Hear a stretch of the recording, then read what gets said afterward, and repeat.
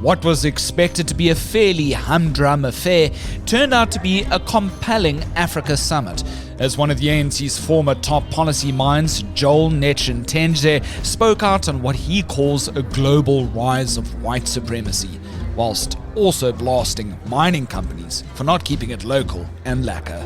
One of the things he did mention is he said they'd rather go to China and help China set up a PGM exchange in Shanghai rather than set one up locally, which is a pretty big claim.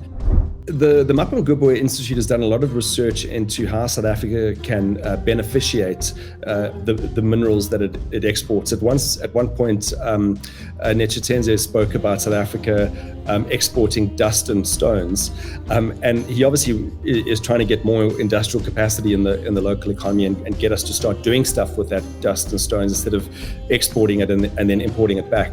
All of this on the eve of Trump's 30% tariff slap. A conversation with News 24 business journalist Garth Tierneson next. To know when the next episode drops, hit the like, follow, and subscribe buttons on our YouTube, Spotify, and Apple Podcast channels. Stay tuned until the end of the show to hear your latest voice notes in response to our previous edition. Also, stop giving them our golds and our diamonds, just like Canada is doing to them. So, if you've got any comments on today's show, you can do so by sending us your voice notes to 072 562 3179. My name's Graham Robenheimer. What a week it's been. Let's chat all this and more right here on The Lead on News 24. A mostly quiet but key former policy mind for the African National Congress. But Joel Netshitenzhe is now finishing a longer sentence first started by former US Ambassador Ibrahim Rasool. Now with the Mapungubwe Institute for Strategic Reflection, or MISTRA for short, it's the same think tank that facilitated a webinar that saw Rasool utter controversial comments about US President Donald Trump. Netshitenzhe echoed much of Rasool's sentiment at a Standard Bank-sponsored event just this week. Now, business journalist Garth Tierneson was there, and he joins us live now from our Johannesburg newsroom studios for his debut edition of The Lead. Garth, welcome. Thanks, Graham. Fantastic. Thank you so much for joining The Lead. I really appreciate it. What was this event all about? I did see in today's report on News 24 Business, Garth, that essentially was about the cost of capital in Africa. What was it all about, and who were the main speakers other than Joel? So it was a fairly staid banking event where the majority of the discussion revolved around the high borrowing costs that African nations face when they try to borrow in the debt capital markets. Put simply, when they try and sell bonds, the yields that people demand in order to hold those bonds are pretty high. That translates into high interest repayments, which puts a huge burden on a lot of African economies. And much of the discussion was really about what Africa can do in order to get those borrowing costs lowered. And I kind of joked at the event. I said it was a good mix of whining and common sense, because it started off with a lot of kind of indignant moaning about African nations just being treated unfairly. And as the event progressed, there was more and more kind of admission that a lot of the nations really have to just get their own economic and political house in order, and perhaps that will help lower those costs. I am looking to write something on that, which I'm potentially investigating at the moment. But that was really the main theme of the event. So a pretty stock standard, dare I say, boring banking event. Boring until Joel Netshitenzhe started to espouse a lot more of the background thinking when it comes to policy, and obviously he's freed from the constructs of the ANC in a sense to speak on behalf of this particular think tank, right? He's an excellent policy mind. He often gets touted as such. If you have people like Trevor Manuel in the past saying, the ANC has fantastic and South Africa has fantastic policies on paper, it's often the case that the issue lies with implementation, right? But let's begin with what Joel said essentially about the world order as we know it. A lot of what he was saying, and I can quote some of that verbatim from what Rasool said at a previous webinar that got him in sort of hot water. What were the main things that Joel was sort of saying about where we find ourselves? Obviously talking about the Trump administration, the big elephant in the room, right? Yeah, absolutely. So, look, it kind of came up casually in a panel discussion where the state of the world and the polarization we're seeing across the world, came up in conversation, and Joel Netshitenzhe immediately brought up the rise of right-wing populism in Europe, and particularly the US, and said to him that was actually the thing that worried him the most about what was going on in the world.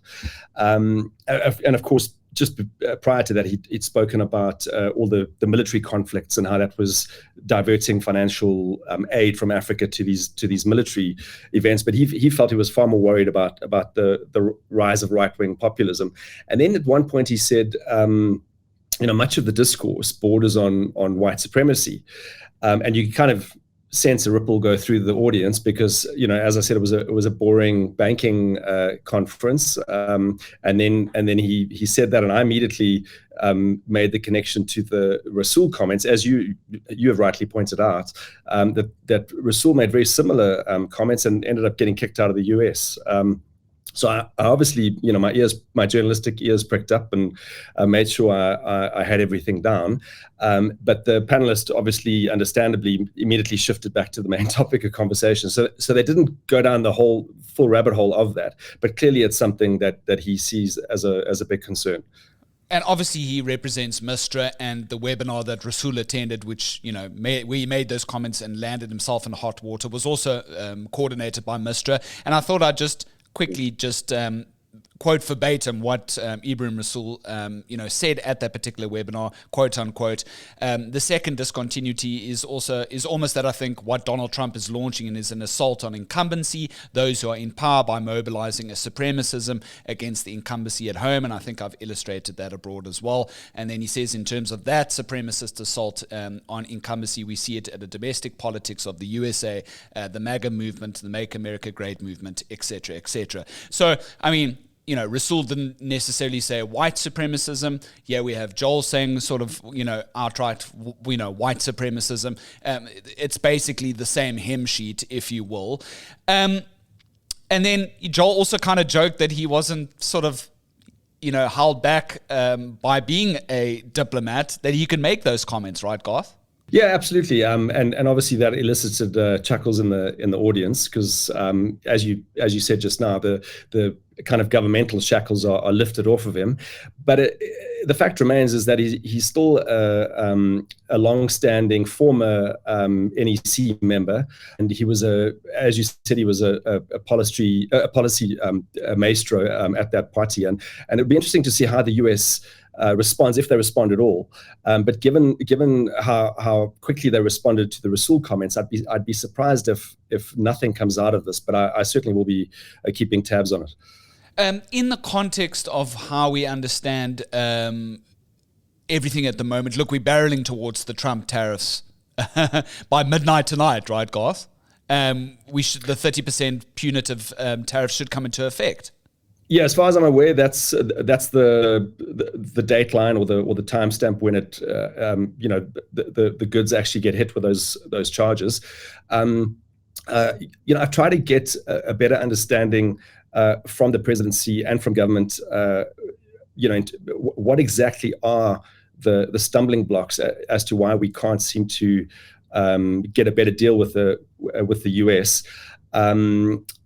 They've been a bit coy around it. The party line is that everyone's under a non-disclosure, but the backdrop is that allegedly the US has set these several preconditions saying, if you want to trade with us, you've got to see to certain things. The presidency's denied it, but it seems to be seeping out into the public discourse that at least one of these impediments is BEE. 100%, and that was sort of confirmed by this Afrikaner delegation with the Freedom Front Plus party's involvement as they went to the White House and came back and sort of gave that press conference, correct me if I'm wrong, that triple BE was one of the policy issues, essentially on paper, that the US Trump administration's got a problem with. And that's now part of the discourse. That's been confirmed, right? Well, I don't know if I go so far as to say it's been confirmed, but this delegation was the first to kind of, to my knowledge, come out and publicly state that the US had set four preconditions. The one being BE, which apparently they don't want US companies to be faced with. They want the ANC, not government, the ANC allegedly to distance itself from the kill the Boer, kill the farmer slogan. They want expropriation to only happen for fair market-related compensation, and supposedly they want farmer tax made a priority crime. So I saw this come out, and my immediate thought was, well, if this is true, it's kind of a big deal, so we need to investigate it. And if it's not true, well, then it needs to be debunked, and obviously, that needs to be exposed. So I ended up getting in touch with Corné Mulder, who, as you know, is in the Freedom Fund, which is part of the GNU. And I had quite a lengthy conversation with him, and he swears blind that it's senior members within the Trump administration that communicated these alleged four preconditions to them. He also claimed that he had heard, although separately, that there's a fifth precondition that the US apparently wants South Africa to normalize its relations with Israel, whatever normalize means. I assume they want a more friendly stance towards Israel from the South African government. And I immediately approached the presidency. I asked them, is this true? And they flat out said, no, it's coming from the Freedom Front, and they have had no communication directly through formal channels that the US wants these preconditions. But subsequent to that, a senior, I think it was the DG of the department, it was the DG of DIRCO, Zane Dangle, who said recently at an event that BE was indeed one of the stumbling blocks. And then I think it was just yesterday that Fikile Mbalula gave a feedback on the recent ANC NEC meeting over the weekend, and he also came out and said, well, we're not going to reverse the gains of transformation. So he kind of inadvertently confirmed that BE at least it does seem to be a sticking point. But it's interesting that neither to my knowledge, neither the US government nor the South African government have formally put out a statement saying that this is an issue, to my knowledge. Right, because it's probably a very prickly diplomatic affair, right? And from the stance of the South African presidency and Pretoria's point of view, they don't, and we've seen this previously said out loud, doesn't like the fact that any other delegation or any other person representing South Africa that has not been sort of cleared by the presidency can go over and, hold talks with the White House. Let's move that aside for now. It's a very interesting discussion. A lot of it already out in the ether. You're listening to the latest edition of The Lead on News 24 with Graham Rowenheimer. If you've got an opinion on what you've heard so far, drop us a short voice note on our WhatsApp hotline. That's 072-562-3179. Welcome back. My name is Graham Robe, and I'm in conversation with our business journalist, Garth Tienison, about this very, what was expected to be a boring sort of Standard Bank-sponsored summit.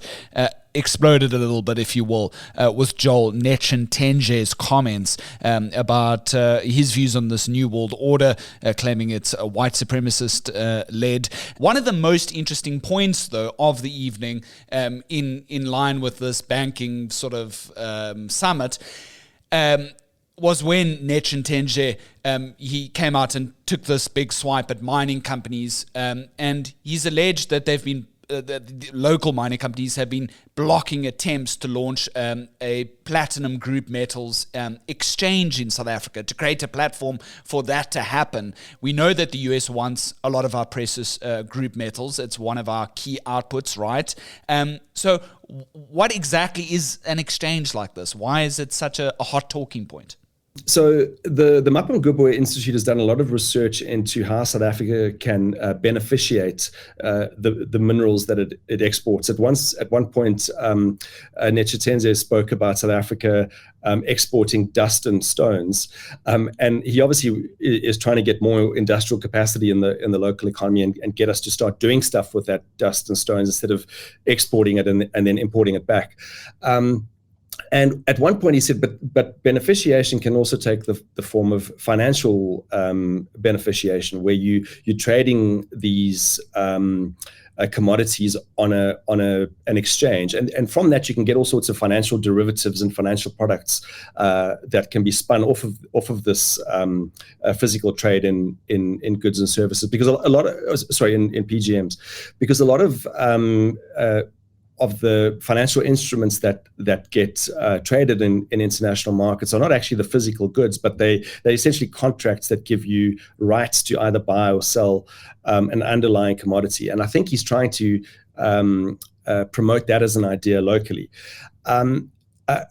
So we have approached the JSE for comment, and initially we couldn't get anything out of them, but they came back to me this morning with a kind of one-liner saying, look, we've been investigating this for 10 years and we're happy to do anything that's good for the country, which isn't much of an answer, but that's what they've come back with.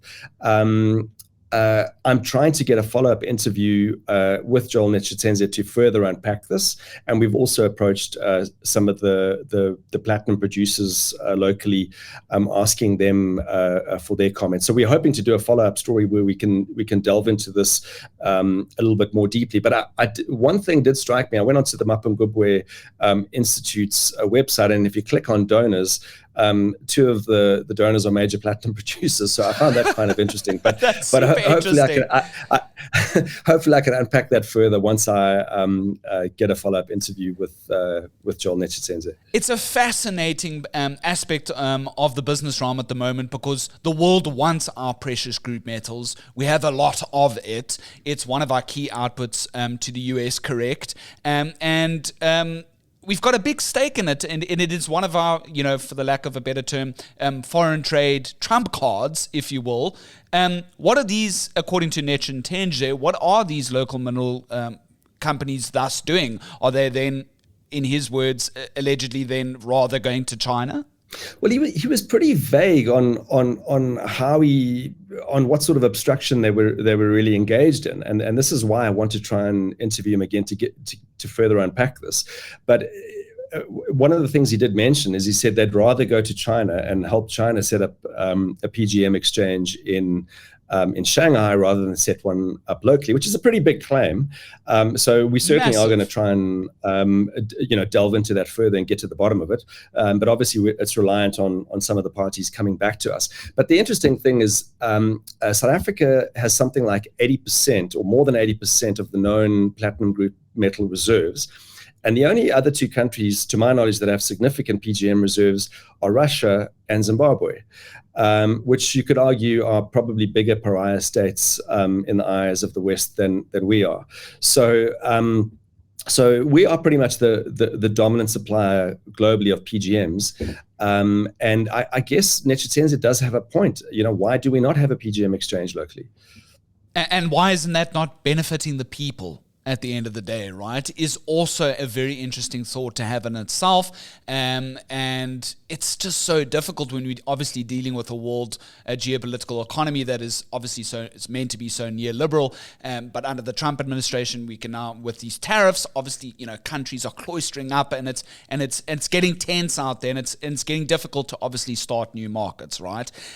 What are the bigger takeaways from the summit that we should have noted about, or was Joel really the main standout speaker, Garth? So I got the sense from the summit that there's going to be, and I'm trying to confirm this, so don't take this as verbatim, but I got the sense that there is going to be some sort of lobby made at the G20 summit that is going to happen in South Africa, I think in November of this year, where there's going to be some sort of attempt to formally get the G20's attention on Africa's viewpoint that is being unfairly charged, inordinately high interest rates when it borrows in debt capital markets offshore.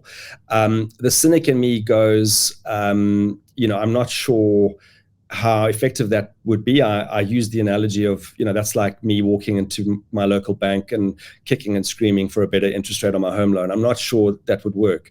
But I did get the sense that there is going to be some sort of, at least attempt to get that topic on the G20 agenda. I have reached out to various players to try and confirm that and get more detail, but that seemed to be an underlying theme at the summit yesterday.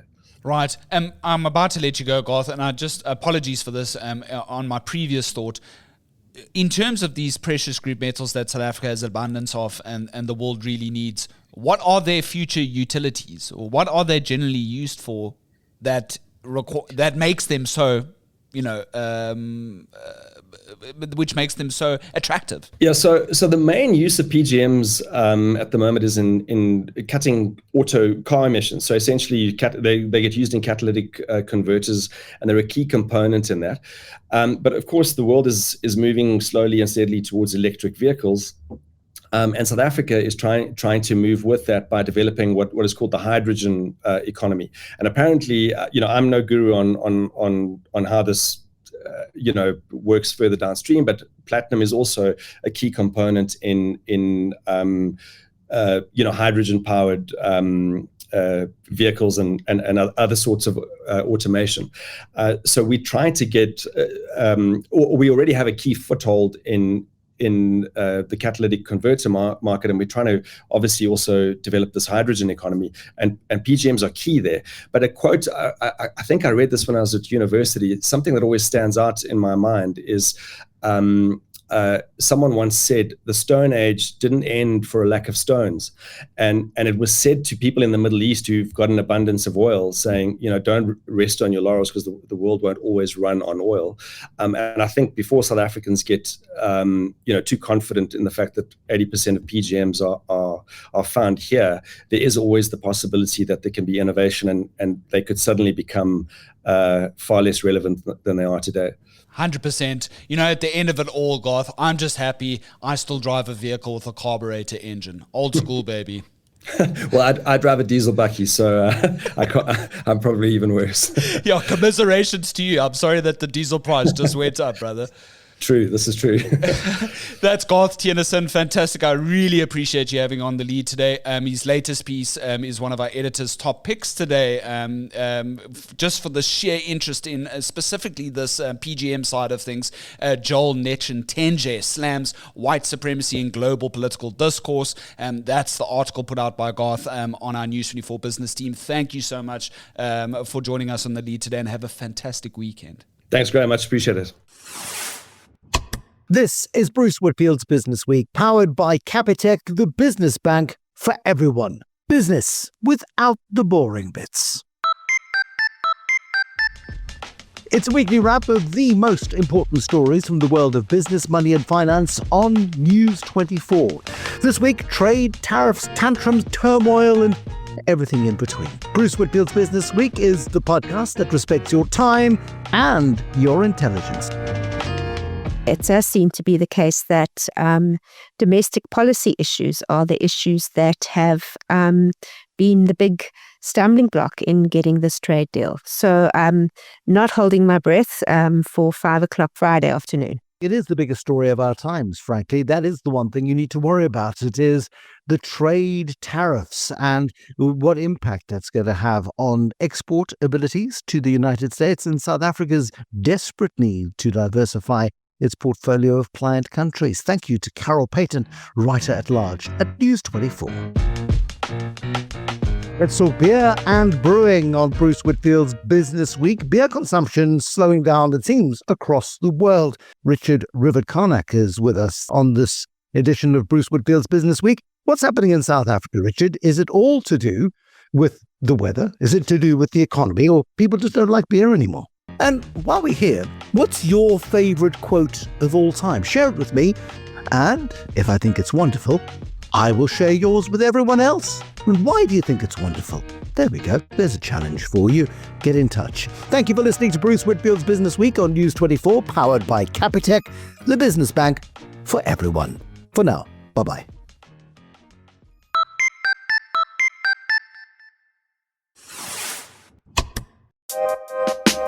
On this day in history, the 7th of August 2004, the new National Party announced its dissolution and merger with the ruling African National Congress. A NNP statement said at the time that individual members of the NNP would be encouraged to join the ANC in their respective localities. The NNP would then in future contest elections under the banner of the ANC. Officials would retain their party membership and parliamentary and local government seats as a transitional arrangement until 2005. ANC Minister of Defence at the time, Monsieur Lekota, welcomed the decision, but former State President F.W. de Klerk relinquished his NNP membership, claiming that the party's gone too far in merging with the ANC, an opinion held by many other NNP members at this time. That was on this day in history, 7th of August 2004, that courtesy of the South African History Online database. Now let's have a listen to your voice notes in response to our previous edition. We spoke to former DA leader Tony Leon on the state of the Government of National Unity, the DA and Brown Envelope saga. Quite a ranging interview. We dealt with many different issues on all fronts. A lot of that echoed, in fact, in today's episode too. Let's have a listen to what you had to say. On the Trump thing, nobody's ever bothered to ask Trump why he's doing all this.